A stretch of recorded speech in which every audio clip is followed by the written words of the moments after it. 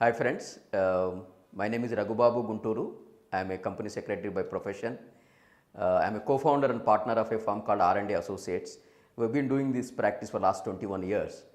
I wanted to share, a little bit on how does the cap table looks and evolve in a startup company to a growing company, and how does the valuation impacts, and what is the dilution. Some of these things I wanted to share with you all, and let's look at what happens as the company gets started, and what happens in multiple rounds of funding. Let us look at at a area, at the subscription level. When the company is formed, there are maybe 2 founders, 3 founders, you all come together and form a company. Generally, companies formed, there is no limit. The company can be formed with very low capital. It could be 100 rupees, it could be 1000 rupees, it could be a lakh of rupees. Generally people start with say 1 lakh rupees, and face value is generally taken as 10 rupees, though there is no restriction on it.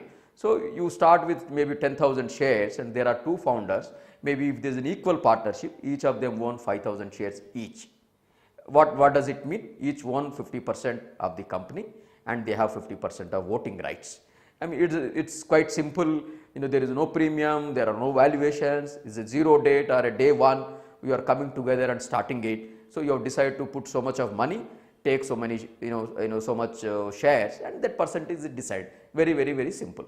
Now the complications start, as we go along. Let us look at what happens after the company is formed. You are, building a product or a business.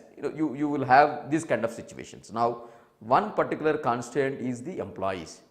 Obviously, the other currency, startups don't have enough money, but the other currency the startups have is the stock which they have, which potentially can grow and benefit the company as well as the people who have taken those stock options. Now, what happens when you give these stock options? As I said, this is another currency. I mean, this option, you can create a pool of options which are called stock options, and you can give these options to co-founders or the employees whom you think there is a they are coming at a lot lesser cost, otherwise what they would be entitled, or you think they are very important in going forward over 3 years, 5 years. So you want to reward them, and they should be part of your success. They should also benefit. Therefore, the stock option becomes very powerful incentive mechanism. So you give these options which are converted into equity based on a particular event. Yeah, as I said, the stock options are very powerful and fantastic way of incentivizing people. Now, how does this operate? I mean, so let's take a couple of examples. You are hiring very senior guy. You wanted to give 2% of the company. Fantastic. He has agreed to come on board, and you said, I am giving you 2%. But 2% of when? Is it today? Is it tomorrow? Day after? Or is it lifetime? It cannot be lifetime. So what you need to define, this 2% is 2% of the company I am giving you till I raise first round of money. When I raise my first round of money, everybody will get diluted. Even the stock option people will get diluted, the founders will get diluted. Sometimes we miss this point. So we have to be very clear. When I give percentage, how long this percentage is maintained, when that will get diluted. If you are talking of a number, I am giving you 500 shares.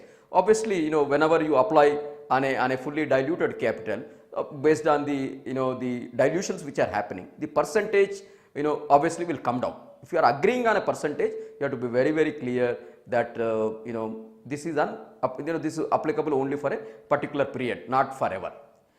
So the same thing happens now in that stage.